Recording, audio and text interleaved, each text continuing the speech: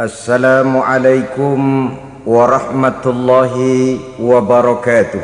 Waalaikumsalam warahmatullahi wabarakatuh. Bismillahirrahmanirrahim. Alhamdulillahi rabbil alamin. Wa bihi nasta'inu ala umurid dunya waddin. Wassalatu wassalamu ala ashrafil anbiya'i wal mursalin, imamil muttaqin, sayyidil ghurril muhajjalin, wa ala alihi wa ashabihil mujahidin at-tahirin, amma ba'du. Saudara-saudara kaum muslimin rahimakumullah, pada pertemuan kali ini kita akan membicarakan satu hadis yang diriwayatkan oleh Imam Bukhari dan Muslim, di mana Nabi kita Muhammad sallallahu alaihi wasallam bersabda, "Ijtanibus sab'al mubiqat."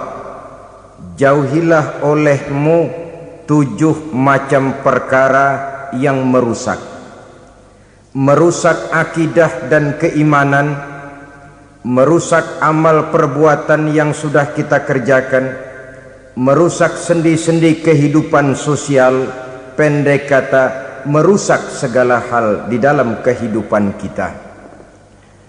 Jauhilah olehmu 7 macam perkara yang merusak.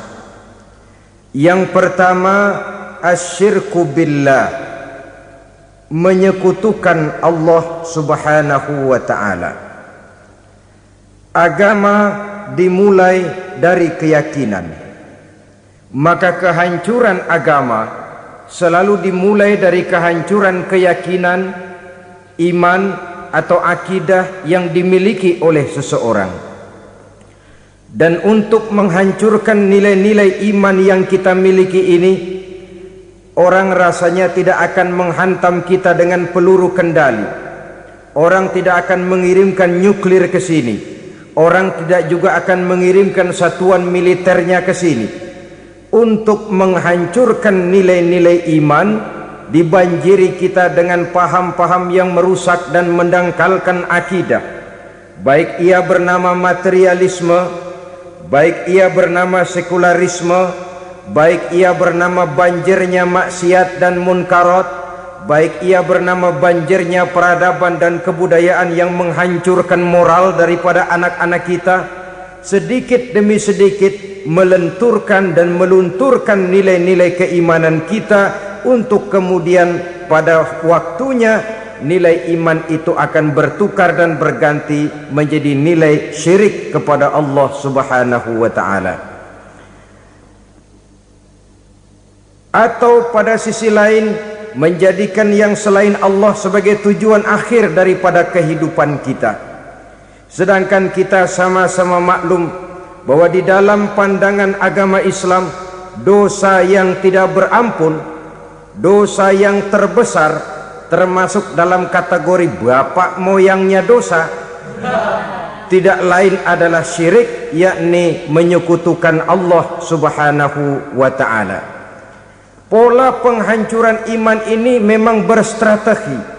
Ditawarkan kita kepada paham materialisme, paham kebendaan, di mana otak menempati urutan sebagai ranking pertama, Tuhan jatuh pada urutan kedua. Lalu menyusul kepada paham sekularisme, Allah dipisahkan dari seluruh kegiatan hidup ini, untuk pada gilirannya menjadikan yang selain Allah sebagai tujuan akhir daripada seluruh kegiatan hidup kita.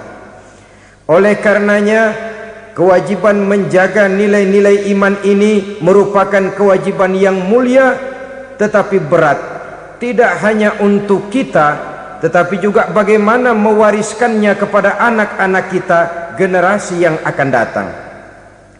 Orang-orang tua bijaksana yang diceritakan di dalam Al-Quran, kalau sudah berpikir tentang anak-anaknya, pertanyaan yang paling mereka risaukan ialah, ma ta'buduna min ba'di, anakku, kalau pada satu saat aku, ayahmu sudah tidak ada lagi di dunia ini, meninggalkan kamu semua, ma ta'buduna min ba'di, apa yang akan kamu sembah nak?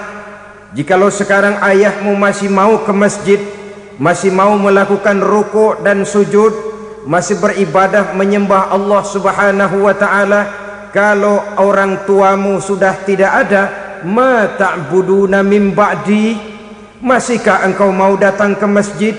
Masihkah engkau mau rukuk dan sujud? Masihkah engkau mau menyembah Allah Subhanahu wa ta'ala?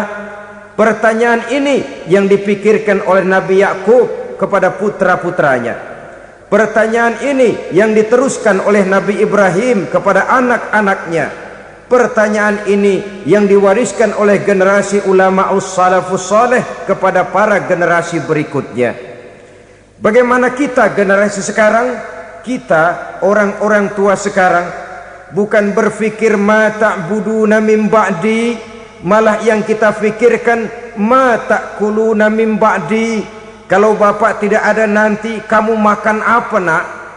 Perkara kamu nyembah apa, urusan nomor 18. Yang penting kamu nanti hidup bisa makan nak. Maka kita sibuk mewariskan harta kepada anak-anak kita. Kita sibuk mewariskan kebun dan tanah kepada anak-anak kita. Kita sibuk mewariskan pabrik kepada anak-anak kita, sementara kita lupa mewariskan intan yang paling mahal, mewariskan mutiara yang paling berharga, yaitu nilai iman kepada Allah Subhanahu wa ta'ala. Alangkah baiknya apabila warisan harta, warisan tanah dan kebun, warisan rumah dan pabrik didasari lebih dahulu dengan mewariskan nilai iman kepada Allah Subhanahu wa ta'ala. Sebagai orang-orang tua, kita boleh bersedih kalau anak kita tidak mengerti komputer. Kita boleh bersedih kalau anak kita tidak mengerti matematika. Kita boleh bersedih kalau anak kita tidak mengerti bahasa Inggris. Tapi sewajarnya lebih bersedihlah kita orang tua jikalau mempunyai anak yang tidak kenal Allah sebagai Tuhannya, yang kemudian tidak mau rukuk dan sujud kepada Allah Tuhannya. Itulah kemalangan yang paling malang bila kita meninggalkan generasi yang tidak bertauhid kepada Allah Subhanahu wa ta'ala. Betapapun anak kita tidak ngerti komputer, saudara, paling-paling kerugiannya cuma kerugian dunia. Masuk dia ke alam barzakh, munkar nakir tidak akan sempat tanya kau belajar komputer apa tidak. Kumpul dia di padang mahsyar, malaikat juga tidak akan tanya matematikamu nilainya berapa. Yang ditanya kau kenal Allah, kau rukuk dan sujud kepadanya, kau pernah datang ke masjid. Oleh karena itu sekali lagi, menjaga nilai iman tidak hanya untuk kita, tetapi juga mewariskannya kepada anak-anak kita, generasi yang akan datang. Sungguh kemalangan yang paling besar apabila kita meninggalkan anak-anak kita.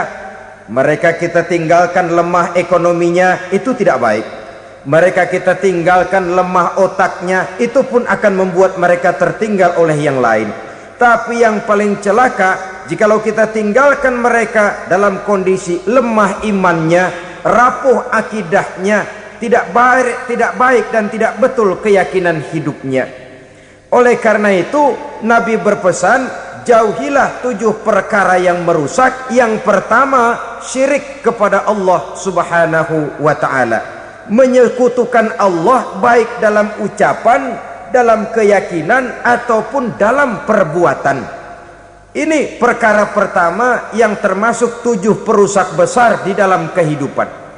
Kalau sudah jatuh kita ke lembah syirik, bagaimanapun banyak kebaikan yang kita kerjakan, berjiwa sosial, bertangan pemurah, gemar menolong orang lain, kalau memang dasarnya syirik, maka seluruh kebaikan kita akan hancur, tidak akan ada nilainya dalam pandangan Allah Subhanahu wa ta'ala.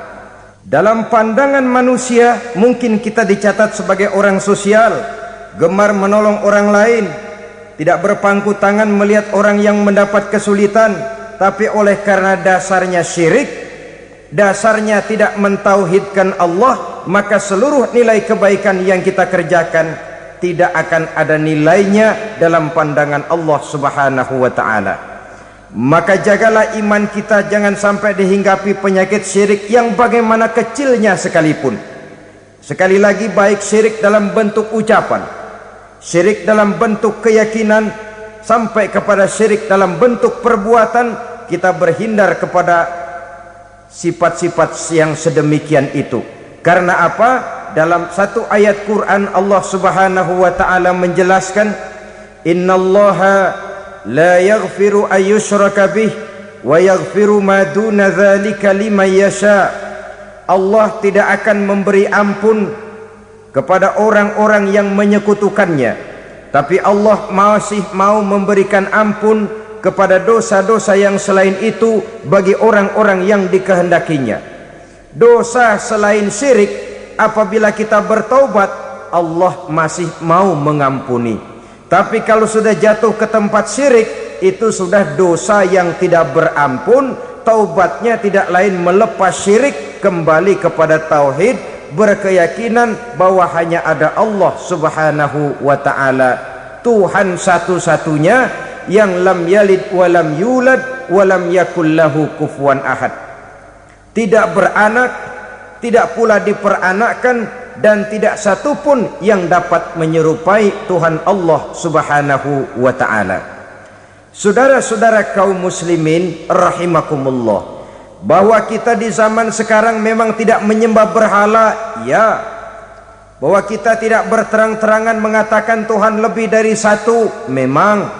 Bahwa kita tidak berkeyakinan Tuhan itu punya anak atau diperanakkan, tentu. Tapi dalam perbuatan dan i'tiqad, kita kadang-kadang jatuh tanpa kita sadari ke tempat yang bernama syirik ini.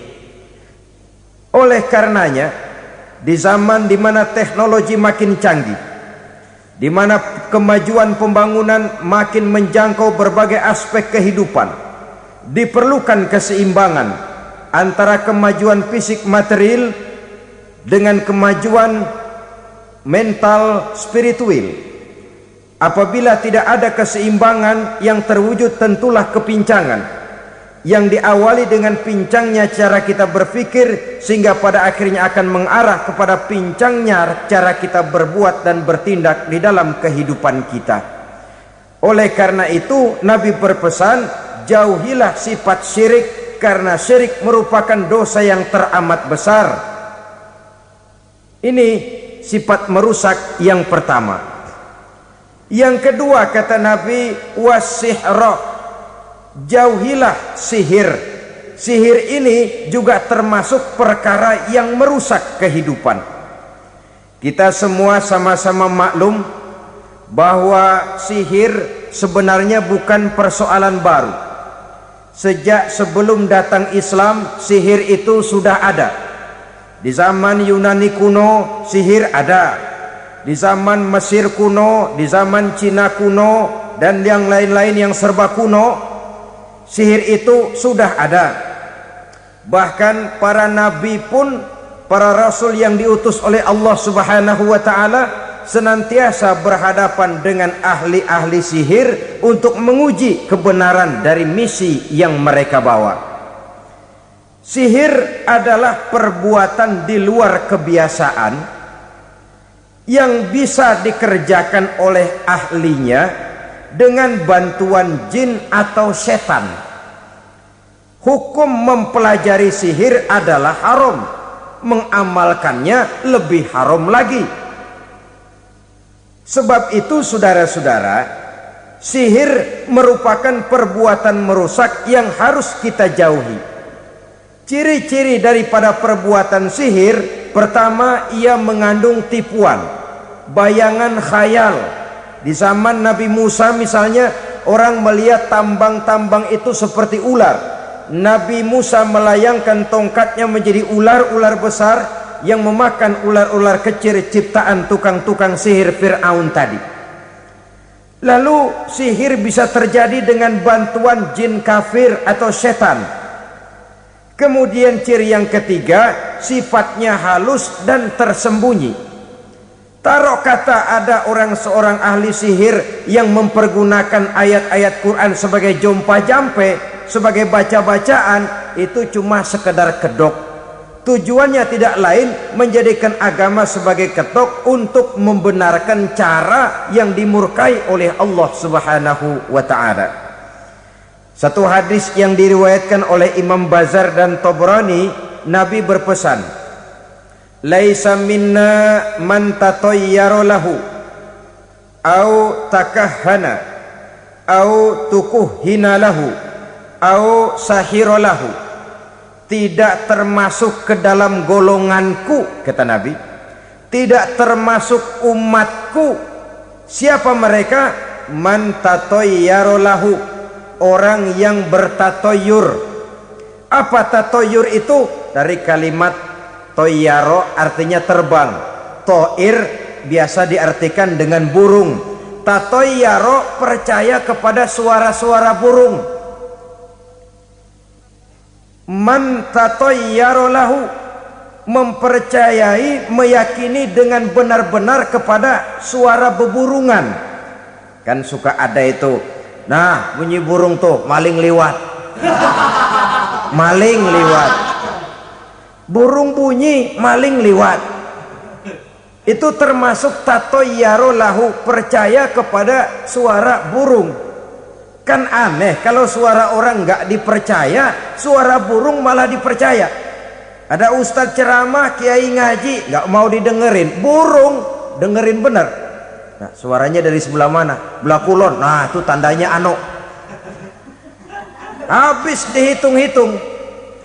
Itu termasuk tatayyara lahu.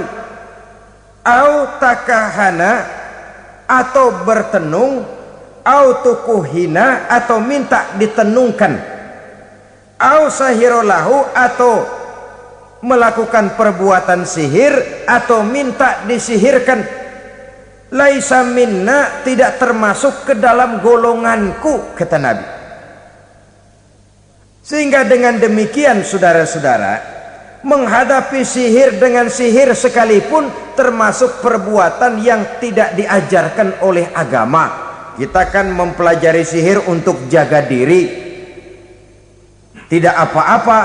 Yang dilarang mengamalkannya, dilarang juga mempelajarinya. Sebab orang kalau sudah mengetahui, biasanya lalu terangsang untuk mencoba. Kalau percobaannya berhasil, biasanya terangsang untuk coba lagi dan coba lagi. Pada akhirnya ketagihan, lalu beralih menjadi profesi, apalagi itu nanti bisa mendatangkan hasil uang.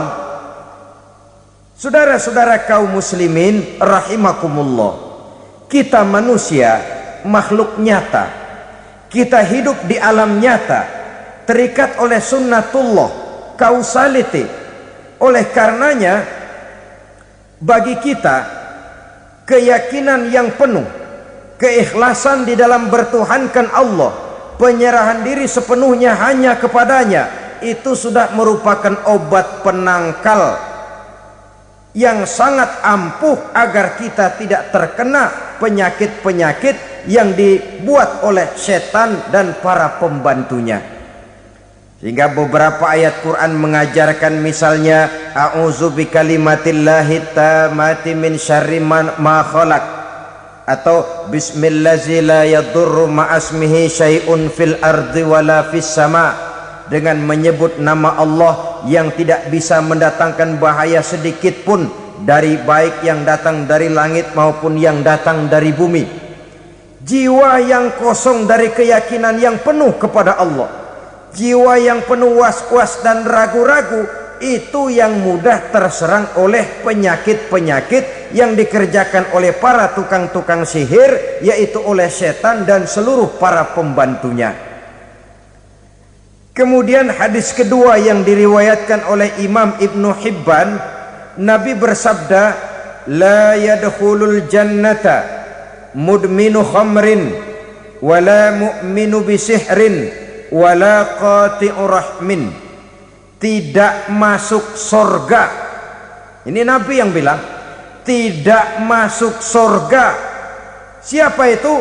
Pertama, mudminu khamrin, orang yang berkekalan dalam mabuk, selalu mudminun itu sudah menjadi perbuatan rutinnya, tidak kapok-kapoknya, teler seumur hidup. Mudminu khamrin, tidak masuk surga orang yang selalu bermabuk-mabukan. Yang kedua, wala mu'minu bisihrin, orang mukmin tapi main sihir. Ini juga oleh Nabi diperingatkan, tidak akan masuk surga orang mukmin tapi suka main sihir. Wala qati'ur rahmin, dan tidak juga orang yang memutuskan silaturahmi. 3 macam manusia yang diperingatkan Nabi tidak akan masuk surga: orang yang selalu mabuk, orang mukmin yang main sihir, dan orang yang memutuskan silaturahmi. Saudara-saudara kaum muslimin rahimakumullah. Lalu orang berkata, kenapa dilarang kita bersihir padahal Rasul sendiri kan punya mukjizat? Nah, kita memang harus membedakan antara mukjizat dengan sihir. Dalam kehidupan agama kita kenal ada yang namanya mukjizat, ada yang namanya karomah atau keramat biasa diucapkan, ada yang namanya maunah, ada yang namanya irhas, ada juga yang namanya sihir. Kesemuanya ini berbeda, saudara-saudara. Yang dinamakan mukjizat itu khusus untuk para rasul saja. Satu kejadian luar biasa yang terjadi dilakukan oleh Rasul atas izin dari Allah Subhanahu wa ta'ala. Perbedaannya dengan sihir jelas. Sihir dari setan, mukjizat dari Allah. Sihir bisa dipelajari, mukjizat tidak. Sihir umumnya untuk maksud-maksud yang tidak baik, sedangkan mukjizat untuk memperkuat kebenaran yang disampaikan oleh para rasul dan ditentang oleh umatnya. Bahkan kafir Quraisy dahulu menganggap orang-orang ahli sihir itu berada dalam satu posisi yang hina, sehingga mereka mengatakan dan menuduh Nabi Muhammad sebagai tukang sihir. Tuduhan sebagai tukang sihir adalah tuduhan yang sangat aib dan hina. Di tengah masyarakat kufar jahiliyah, kedudukan tukang sihir dipandang sebagai kedudukan yang hina, sehingga mereka mengejek Nabi dengan sebutan tukang sihir. Jadi mukjizat hanya untuk Rasul saja. Kemudian karomah.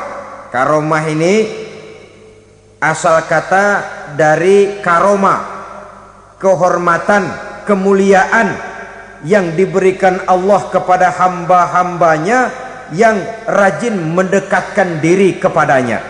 Oleh karena ketekunannya melaksanakan ibadah, Allah memberikan keistimewaan kepada orang itu, yang dengan keistimewaannya dia bisa mengerjakan yang tidak bisa dikerjakan oleh orang lain. Karomah hanya bisa dicapai dengan prestasi ibadah. Kalau sihir, mau ibadah apa enggak, asal dia belajar, bersatu dan berteman dengan setan, memenuhi persyaratan-persyaratan setan, biasanya lalu bisa. Sedangkan karomah tidak mungkin terwujud tanpa orang mendekatkan diri sedekat-dekatnya kepada Allah Subhanahu wa ta'ala. Maka kita lihat biasanya orang-orang yang punya ilmu sihir, mukanya rata-rata nggak enak dilihat. Kumuh, jauh dari air wudhu, jauh dari sujud kepada Allah, malah berteman dengan setan, menjadi pelayan-pelayannya setan. Saudara-saudara, adapun maunah, keistimewaan yang diberikan Allah kepada hamba-hambanya yang belum sampai kepada tingkat wali, tapi orang itu lebih banyak kebaikannya daripada kesalahannya. Umpamanya, saudara jalan bertiga di pinggir jalan, saudara ada pada posisi di tengah, lalu bertiga ini ketabrak mobil. Menurut perhitungan saudara mati lebih dahulu. Tapi terjadi hal yang aneh, dua teman saudara mati, saudara malah cuma luka dan lecet sedikit saja. Apa itu? Kalau kita lebih banyak kebaikannya daripada kesalahannya, itu yang dinamakan ma'unah, pertolongan yang diberikan Allah kepada hamba-hambanya yang lebih banyak kebaikannya daripada kesalahannya. Sedangkan yang dinamakan irhas, kejadian luar biasa pada diri seseorang pada waktu dia masih kecil, yang menunjukkan tanda-tanda keistimewaannya. Itu umumnya pada para nabi pada usia kecilnya sudah ada irhas, tanda-tanda istimewa. Jelas baik mukjizat, karomah, maunah maupun irhas berbeda dengan sihir. Sihir ini jelas saja merupakan bantuan dan persekutuan antara manusia dengan setan. Padahal setan, kata Allah dalam Al-Quran, innahu lakum aduwwum mubin, sesungguhnya setan bagi kamu adalah musuh yang sangat jelas. Saudara-saudara kaum muslimin rahimakumullah, di zaman sekarang dalam menghadapi beban kehidupan yang makin pelik, menghadapi stres yang tidak kunjung selesai, menghadapi persoalan-persoalan yang teramat berat, orang sering mencari jalan keluar kepada hal-hal yang menurut pendapatnya bisa meringankan beban moralnya itu. Pergilah dia mencari sesuatu yang dapat meringankan bebannya. Dan tidak jarang yang jatuh ke pangkuan tukang-tukang tenung, ke pangkuan tukang-tukang sihir, yang mereka itu oleh Quran dijelaskan kadzabal munajjimun walau sodaku. Tukang-tukang tenung, tukang-tukang sihir, mereka itu bohong walaupun benar. Maksudnya bohong walaupun benar, artinya kalau yang mereka kerjakan benar, itu sih kebenaran. Benar dengan kebenaran itu lain. Kebenaran, kebetulan bisa, tapi tidak untuk selalu. Apalagi kalau itu sudah membahayakan kehidupan orang lain. Jadi oleh karena itu Nabi berpesan, jauhilah daripada sihir. Kalau sudah jauhilah dari sihir, artinya ya jauhilah daripada mempelajarinya, jauhilah daripada bergaul dengan orang-orang yang ahli di bidang itu, karena dari pergaulan segalanya bisa menular. Baiklah saudara, ini yang kedua. Yang ketiga pesan Nabi, wa qatlan nafsil lati harramallahu illa bil haq, membunuh orang lain dengan cara yang tidak benar, membunuh orang yang diharamkan oleh Allah Subhanahu wa taala untuk melakukannya kecuali dengan alasan yang benar. Kita tahu Islam adalah agama damai, sesuai dengan namanya. Ia tidak dikembangkan dengan pedang dan kekerasan. Ia dikembangkan dengan keteladanan dan tuntunan moral. Oleh karena Islam bukan agama kekerasan, Islam pun tidak mementingkan dan mengajarkan kekerasan kecuali dengan alasan yang benar dan bisa dipertanggungjawabkan. Membunuh dengan sengaja, menghilangkan nyawa orang lain tanpa alasan yang bisa dibenarkan adalah merupakan dosa besar dan satu di antara 7 perkara yang bisa mendatangkan kerusakan dalam kehidupan dan yang hendaknya harus kita jauhi. Saudara-saudara kaum muslimin rahimakumullah, beberapa waktu yang lalu di sebuah kota kecil yang indah bernama New Auckland. Saudara tahu New Auckland? Tuh dari Gunung Kidul masih ngidul lagi. Pernah diadakan satu seminar yang membicarakan bagaimana menyelamatkan masyarakat manusia dari bahaya Perang Dunia Ketiga. Diperkirakan kalau terjadi Perang Dunia Ketiga, manusia tidak akan tersisa. Sebab apa? Pada waktu itu cadangan nuklir yang dimiliki oleh bersama Amerika dan Rusia konon sudah sanggup memusnahkan 6 miliar manusia pada saat jumlah manusia baru 5 miliar. Jadi kelebihan nuklir dunia ini. Kalau terjadi perang dunia ketiga, sulit manusia untuk tersisa. Maka dibahaslah di dalam seminar itu, wah, supaya tidak terjadi perang dunia ketiga, maka perlombaan membuat senjata-senjata canggih, alat-alat pembunuh modern harus segera dibatasi. Dibahas, tidak mungkin kita membatasi perlombaan membuat senjata. Kenapa? Makin maju ilmu dan teknologi, makin canggih senjata yang ditemukan. Atom sudah meningkat menjadi nuklir, nuklir sudah meningkat menjadi neutron, dan kita tahu bom yang bernama neutron ini bom yang cukup membunuh tanpa perlu merusak. Artinya kalau dia diledakkan di kota kita ini, bangunan utuh, jembatan tidak ambruk, rumah-rumah tetap berdiri, tapi semua yang bernama hidup mati. Itu katanya lebih sopan dari bom atom.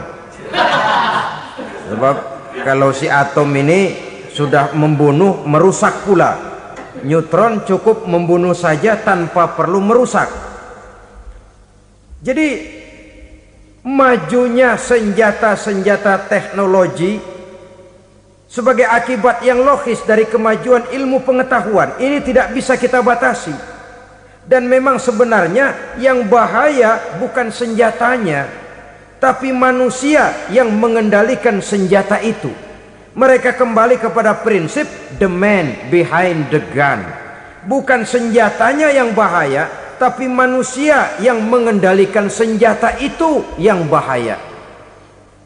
Walaupun senjatanya modern, katakanlah model M16 umpamanya, kalau yang mengendalikannya orang beriman, insya Allah aman. Tapi biar megang cuma senapan angin, kalau yang megang orang brutal, ngeri kita deket-deket. Apalagi kalau memang bukan ahlinya menggunakan senjata, bisa ngeker kaki kena jidat.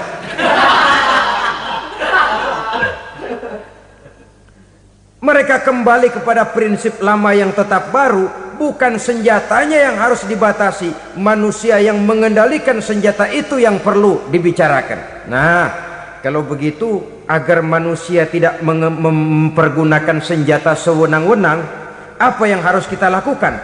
Ya, manusianya harus bermoral. Ya, tapi moral yang mana? Di dunia ini banyak ajaran tentang moral. Itu pun mudah saja. Di sini kan kita undang saja ahli dari berbagai agama untuk membicarakan konsep perdamaian menurut agamanya masing-masing. Baik, setuju itu, setuju. Maka tampillah para ahli agama, mereka kembali kepada prinsip moral daripada konsep yang terkandung di dalam ajaran agama untuk menegakkan perdamaian. Mula-mula naiklah ahli dari agama Hindu, dibacakan konsep perdamaian menurut ajaran agama Hindu, bahwa untuk damai manusia harus meninggalkan nafsu keduniaannya, menempuh samsara dan sebagainya untuk mencapai nirwana, menjauhi kemegahan dan kemewahan dunia. Ini lalu dibahas, rasanya juga tidak mungkin ini. Kemudian dari agama Nasrani, bahwa untuk damai manusia harus menciptakan sifat kasih sayang. Kalau ditampar pipi kiri, berikan pipi yang kanan. Kalau diberikan selendang, berikan baju. Nanti orang kasihan, lalu dia tidak akan nampar lagi. Ketika ini dibahas, ternyata rasanya pun tidak mungkin bisa diterima. Karena apa? Di zaman sekarang orang ditampar pipi kiri, dikasih pipi kanan. Bukan kasihan, gemes. Damai belum tentu, bonyok udah jelas. Lalu ketika dibacakan konsep perdamaian menurut Quran, di mana disampaikan ayat wa jazaa'u sayyi'atin sayyi'atun misluha faman afa wa aslaha fa ajruhu 'ala Allah. Balasan terhadap satu kejahatan adalah kejahatan yang seimbang. Tetapi barang siapa yang memberi maaf dan mencari jalan damai, itulah yang terbaik dan akan mendapat pahala dari Allah Subhanahu wa ta'ala. Kamu tidak salah ditampar pipi kirimu, tampar lagi pipi kirinya sekeras dia menampar pipi kirimu. Nanti orang tidak mau menampar kita karena dia tahu kalau dia tampar kita, dia akan menderita tamparan sekeras dia menampar kita. Akan terjadilah prinsip saling hormat menghormati, tidak saling ganggu, tidak saling usil, tidak saling jahil. Atas dasar ini perdamaian bisa ditegakkan. Mereka bisa menerima konsep ini, tapi kemudian seminar ditutup tanpa satu keputusan resmi. Kenapa? Terus terang mereka kagum dengan konsep Islam, tapi sentimen lama terhadap nilai-nilai Islam telah menutup mata mereka untuk menerima kebenaran dari ajaran Al-Quranul Karim.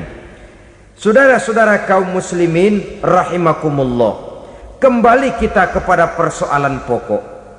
Roh adalah dari Allah. Dia akan kembali kepada Allah, milik mutlak dari Allah. Tidak pantas kita merampasnya dari orang lain. Tidak wajar kita menghilangkannya tanpa alasan yang dibenarkan oleh agama. Di zaman sekarang, akibat persaingan hidup yang makin tajam, lapangan kerja yang makin sulit, tensi ekonomi yang makin tinggi, atau karena nilai moral yang makin rendah, atau juga karena rapuhnya pegangan orang kepada agama, nyawa rasanya sudah sedemikian murahnya. Berbagai kasus membuat berdiri bulu roma kita. Ada mayit, ada manusia dipotong 6, dicincang macam kambing. Ada yang dipotong 5, ada yang dipotong 13, dikardusin, dibuang ke tempat sampah. Inna lillahi wa inna ilaihi raji'un. Gejala apa ini? Kanibalisme. Manusia sudah demikian sadisnya, manusia sudah sedemikian buasnya, sehingga sesama manusia diperlakukan seperti hewan. Padahal hewan sendiri belum pernah macan makan macan, bagaimanapun buasnya macan. Belum pernah serigala memakan serigala, bagaimanapun brutalnya serigala. Tetapi manusia makan manusia di zaman sekarang kadang jadi kenyataan dalam kehidupan kita. Kadang persoalannya remeh saja. Soal uang 200 perak, pisau bicara, nyawa melayang. Soal rokok sebatang, celurit bicara, nyawa melayang. Soal-soal yang sama sekali tidak prinsip, begitu mudah kita menghilangkan nyawa orang lain. Padahal Nabi pernah memperingatkan, apabila dua orang muslim sudah berkelahi dan berbunuh-bunuhan, al-qatil wal maktul finnar, yang membunuh dan yang terbunuh dua-duanya neraka. Sahabat heran, ya Rasul, kalau yang terbunuh, kalau yang membunuh masuk neraka itu sih wajar, tapi yang terbunuh kenapa neraka juga?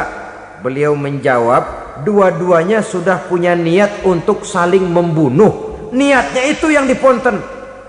Yang terbunuh cuman lagi apes aja, keduluan dia.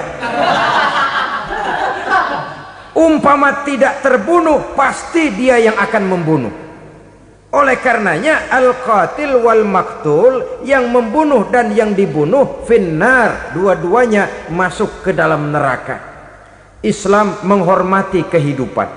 Tidak hanya terbatas kepada sesama muslim, orang-orang yang berlainan agama pun yang mau hidup berukun, damai, berdampingan dengan umat Islam, jiwa mereka, darah mereka dilindungi oleh nilai-nilai Islam yang disebut dengan kafir zimmi ini. Mengganggu mereka sama saja dengan mengganggu aku, kata Nabi. Jadi oleh karena itu, sayangilah sesama. Kehidupan adalah anugerah Allah, bukan wewenang kita untuk mencabutnya dari orang lain, bukan wewenang kita untuk merampas dan menghilangkannya dari orang lain. Apa yang tidak enak terjadi pada diri kita, begitu pula lah apabila terjadi pada diri orang lain. Sehingga Nabi mengatakan, la yu'minu ahadukum hatta yuhibba li akhihi ma yuhibbu li nafsihi. Belum dikatakan beriman seseorang kamu apabila dia belum mencintai saudaranya seperti ia mencintai dirinya sendiri. Apa yang enak dirasakan oleh orang lain, enak juga dirasakan oleh dia. Mengukur orang lain dengan diri sendiri. Kalau orang lain tanpa salah saya fitnah, kalau saya tanpa salah difitnah orang, enak apa enggak? Enggak, orang lain juga begitu. Kalau orang lain tanpa salah saya tempeleng kepalanya, enak apa tidak? Tidak. Orang lain juga begitu. Yang tidak enak terjadi pada diri kita, tentu tidak enak juga kalau terjadi pada orang lain. Mengukur orang lain dengan diri sendiri, sehingga tidak timbul sifat egois, tidak menari di atas bangkai orang lain, tidak mendirikan kebahagiaan di atas untayan air mata orang lain. Sehingga dengan demikian saudara-saudara, dia bisa menghormati kehidupan, menghormati orang lain sebagaimana dia ingin dihormati. Inilah perbuatan ketiga yang merusak, membunuh orang lain dengan yang diharamkan Allah tanpa alasan yang benar. Yang ketiga. Kemudian yang keempat, perbuatan merusak wa aklar riba, makan riba. Hidup adalah tolong menolong.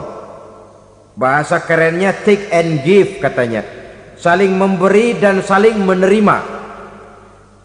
Nabi mengajarkan man kuraba kurbatan min kurabid dunya karaballahu lahu kurbatan min kurabi yaumal qiyamah wallahu fi aunil abdi madamal abdu fi auni akhihi.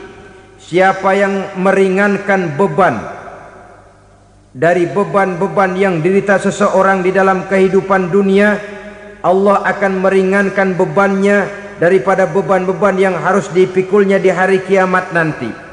Wallahu fi aunil abdi madamal abdu fi auni akhihi.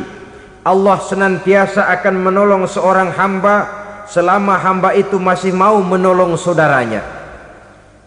Allah selalu akan menolong seorang hamba selama hamba itu masih mau menolong saudaranya. Apabila kita sudah berpangku tangan terhadap kesulitan orang lain, biasanya pun pada saat kita mendapat kesulitan, kita akan sulit juga memperoleh pertolongan.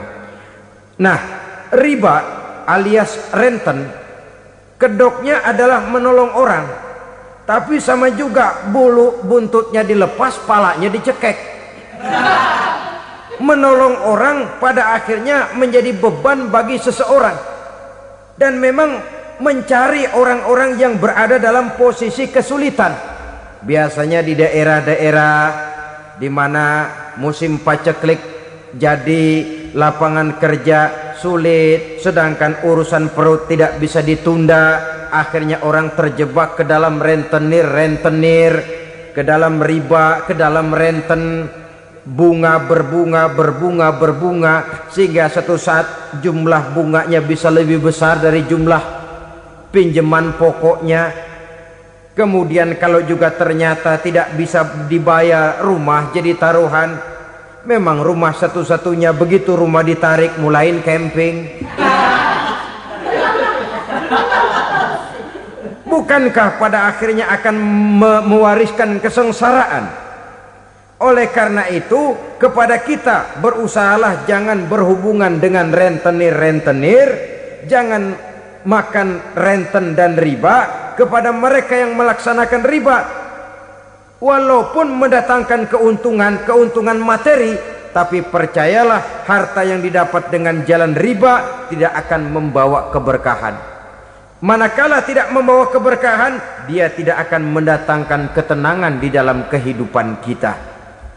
Oleh karenanya, memakan harta riba termasuk perbuatan yang merusak sendi-sendi kehidupan sosial, merusak kehidupan orang lain, merusak kehidupan masyarakat, tetangga, pergaulan dan sebagainya.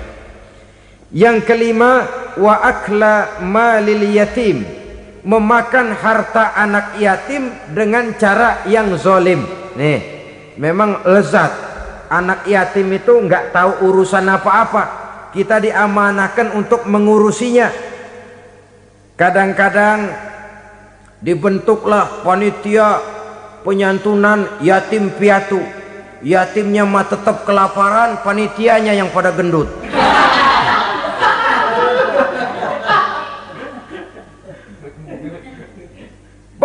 memakan harta anak yatim termasuk perbuatan dosa besar, dan menjantuni yatim merupakan perbuatan mulia. Nabi mengatakan, ana wa kafilul yatim kahataini yaumal qiyamah.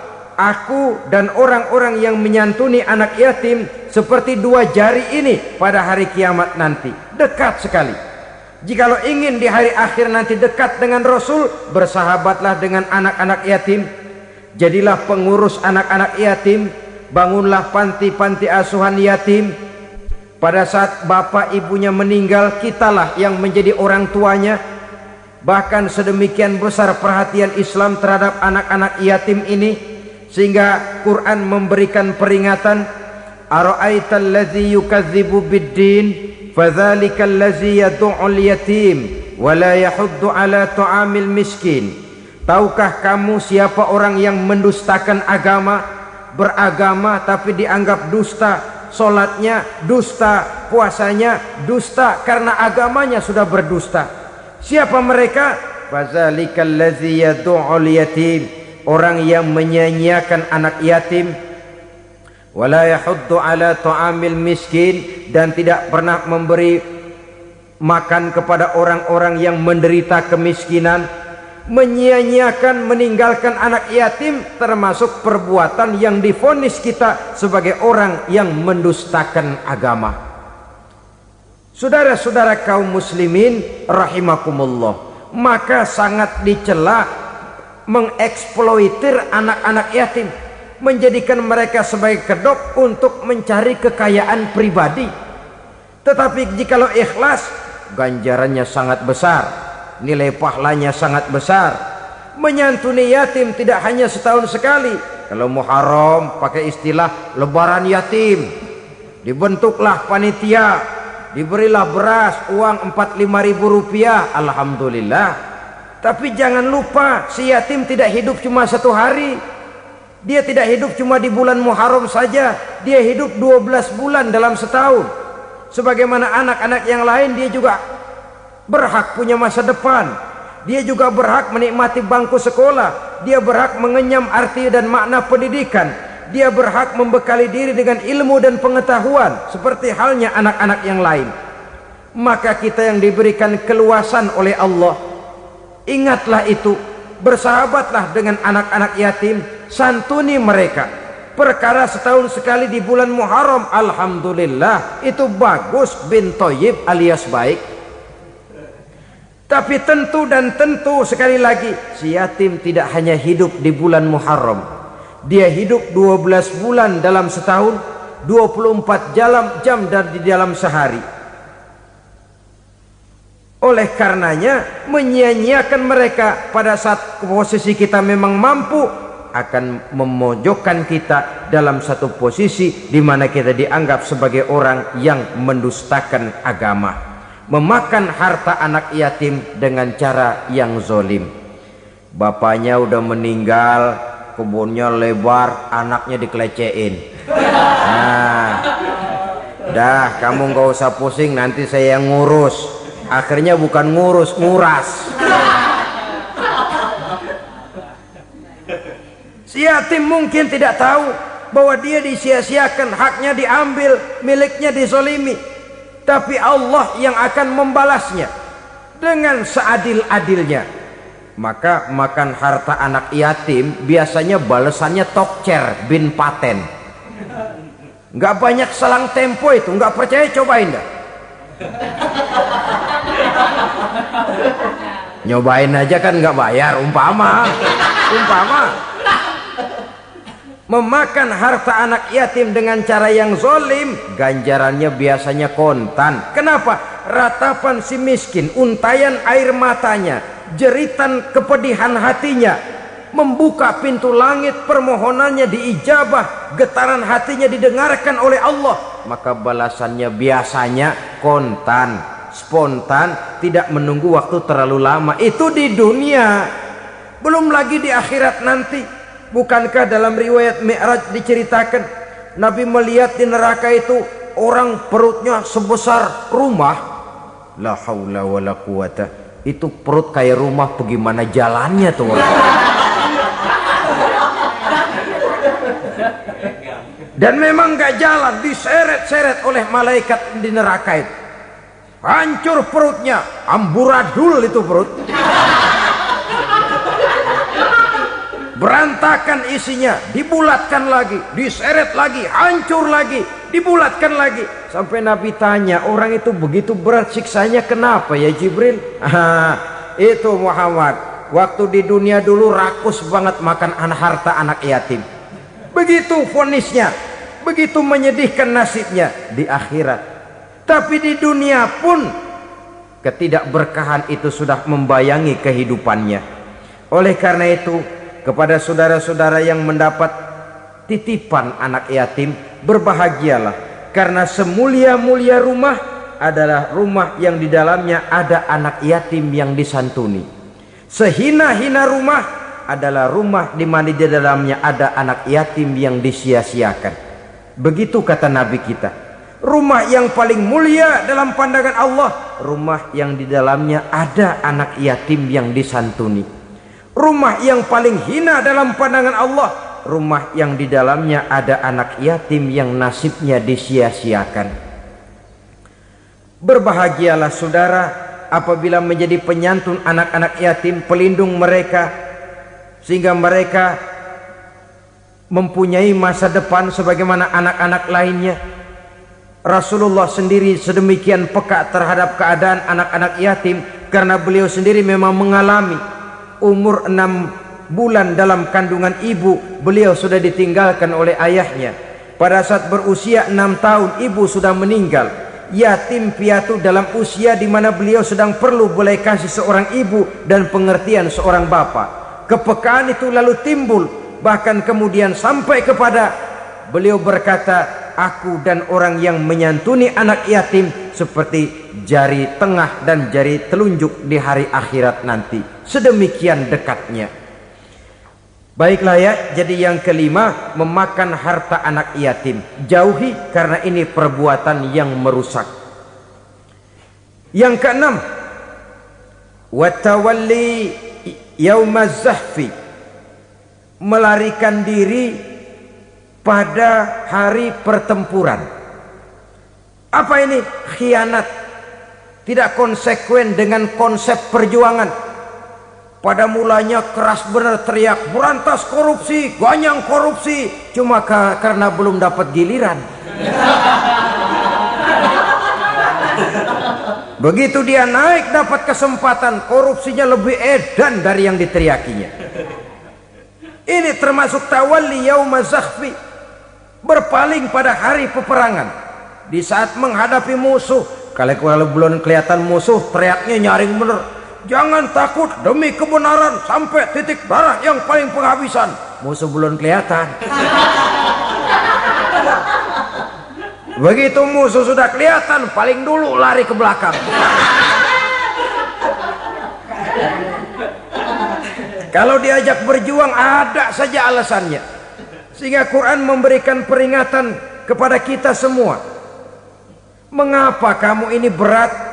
Kalau sudah diajak berjuang di jalan Allah, kakimu seperti terhunjam berakar di perut bumi. Berat untuk melangkah berjuang. Lari dari pertempuran tidak konsekuen dengan konsepsi perjuangan. Mau enaknya saja. Dalam kondisi yang sulit lalu berpangku tangan. Ini termasuk ciri munafik yang di dalam Al-Quran disindir dengan bahasa kullama adha'a lahum masyaufi wa iza azlama alaihim qamu. Waktu terang mereka jalan, giliran gelap mereka mandek.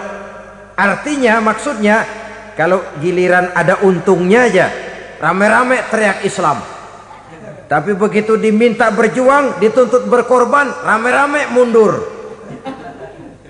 Waktu dilihat di Islam ada untungnya, rame-rame teriak Islam. Pak, saya Islam banget pak.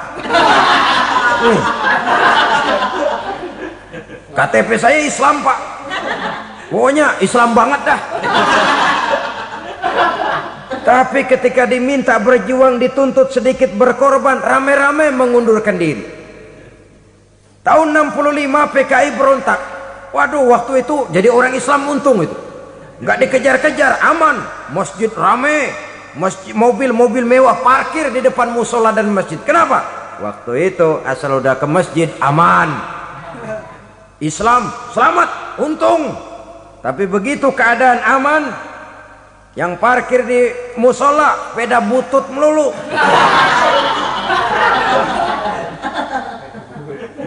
Waktu terang mereka jalan, waktu gelap mereka berhenti. Dikala di Islam ada untungnya, baru wah Islam bagus, Islam hebat. Tapi waktu dilihat ada kerugian, jangan bawa-bawa Islam dah.